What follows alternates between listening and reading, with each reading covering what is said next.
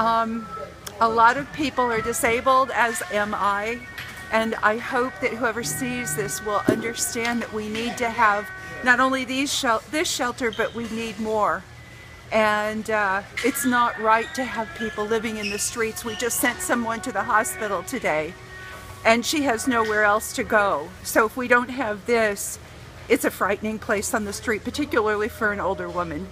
April the 12th, 2018, I got wind of the fact that the city was going to close the Berkeley Emergency Storm Shelter. The following week, Berkeley was scheduled to have storms throughout the week. I couldn't believe they were going to close it, with nothing to replace it.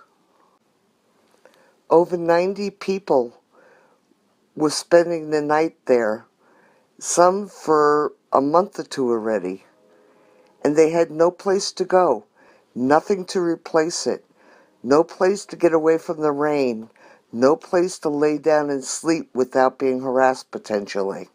Nothing. They kept on saying that once the Pathways project is open, we'll be able to house 50 people there at the Navigation Center. Well, even that is less than what was staying in the shelter. And a lot of people were afraid of what was happening and didn't know what to do.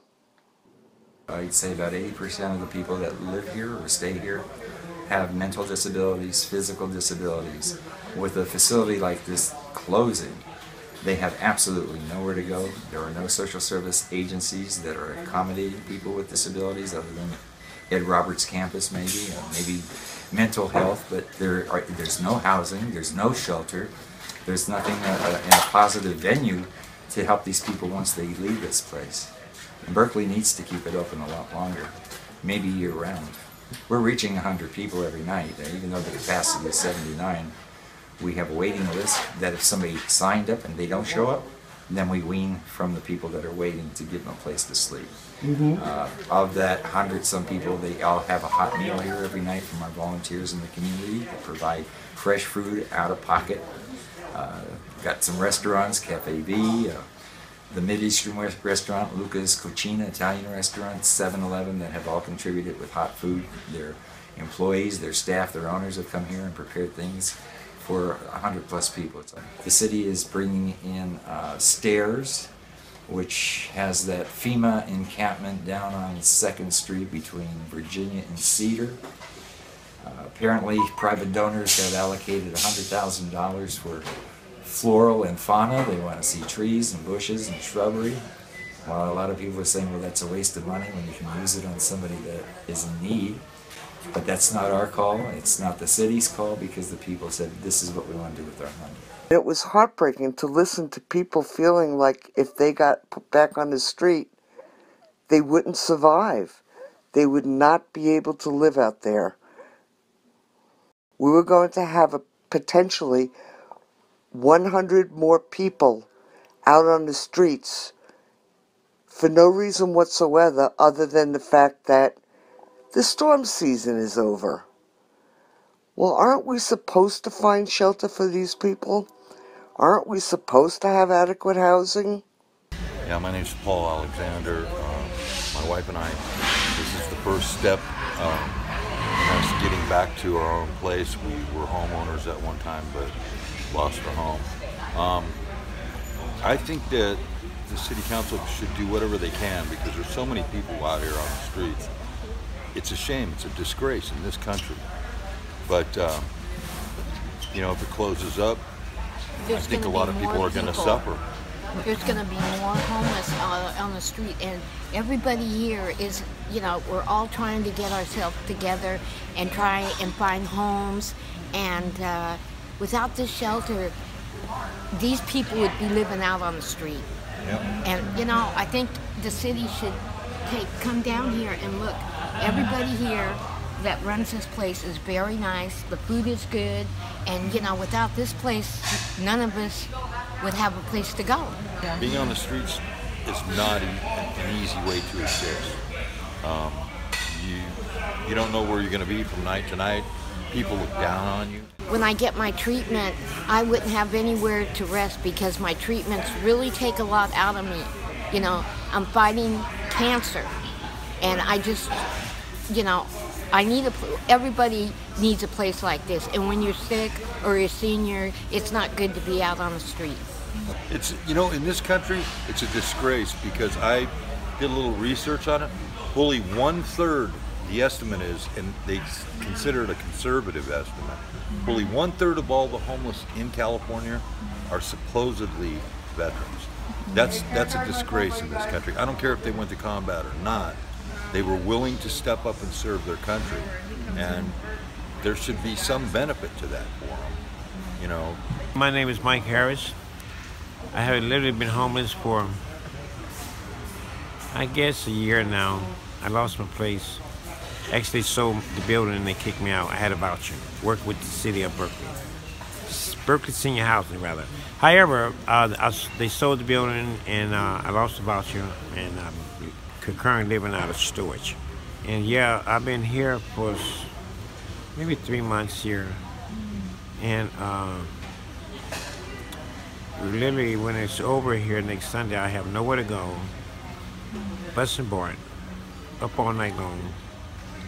I've been out here so long, I learned to walk in between the raindrops so don't get wet. So yeah, I'm concurrent homeless, and I don't know. I know what it's like to go back to the streets. You know, it's hard to get adjusted to like shelters, because it's always a short limited time you have to be there. So it's like I'm prepared to go back to the streets. I'm really prepared. It's where my mind frame is at. But how do you handle when you have the wheelchair and you're able to come and go and get in and out of places? Is that well, they extra just challenge? wheelchairs alone here. They just recently gave me this wheelchair, which a couple of days ago. I have my hips is out.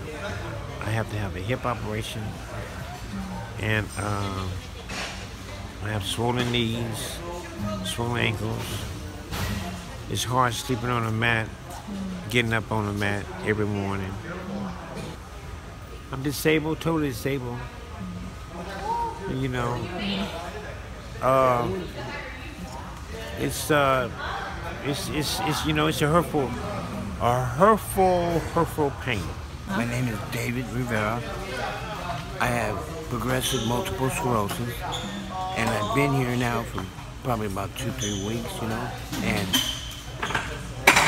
I'm sorry, I run out of breath while I'm talking, you know, and I feel that I should be in the special needs place because I have special needs that need to be taken care of. They can't do it here, you know, and I need someone to actually step up and help me out, you know.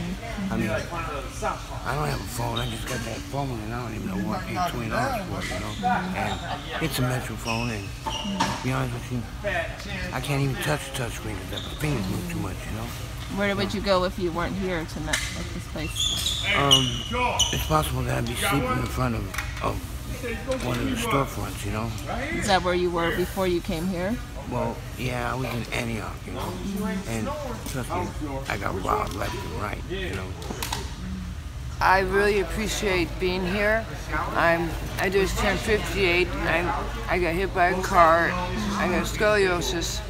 I raised 8 kids, so you can imagine how my body is.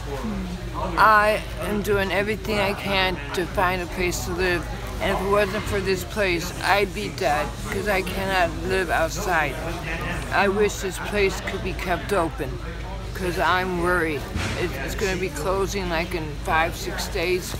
And all these organizations are saying to find a place for me, but time is running short. I've been staying here for about 2 months now, like back and forth from other shelters and other places. But I think like this place should really they should let it stay open because it's a good resource to having somewhere to live if you have nowhere else to go. I mean, they feed all right here compared to the money that I get from the government and the state. It's not enough, so sometimes it's just enough for me to get on the bus and catch the bus down here to see if I can at least get my name on the list. Okay. But I'm saying, like, when I don't have enough money, I can come here and I'll get in I'll have my name on the list and I can get something to eat and probably get find somewhere I can sleep. That we just need a little bit more time to keep it open, so we can try to find places to go or some help trying to find places to go. A lot of us working and stuff. So where would you go at night if you didn't have this place to stay? I would probably sleep directly outside. Directly outside on some cardboard and a blanket if I didn't have a place to go, or ride the bus all night. Or the BART all night. They don't want us to do that. And a lot of you work during the day, you said I work during the day. You work very hard during the day, and you want to go in and rest and lay down and somewhere. Can't afford the rent out here, no matter how much I make. Right? I can't afford no rent. So, but they give us some more time. That'll help us out. You know, try to get a car, something like that. Okay. There's ways that we can get this. Hi, my name is Melissa. I am an employee here at the shelter. And I just want to put out there that these people are amazing people. They touch my heart every day that I come in here. I come in here on my days off just to give back to my community. I've been in this situation and I have turned my life around. So my thing is giving back always. And it's going to be sad to see these people leave.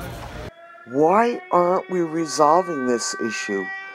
Why do we keep going back to a model like the Navigation Center in San Francisco that has become a dismal failure?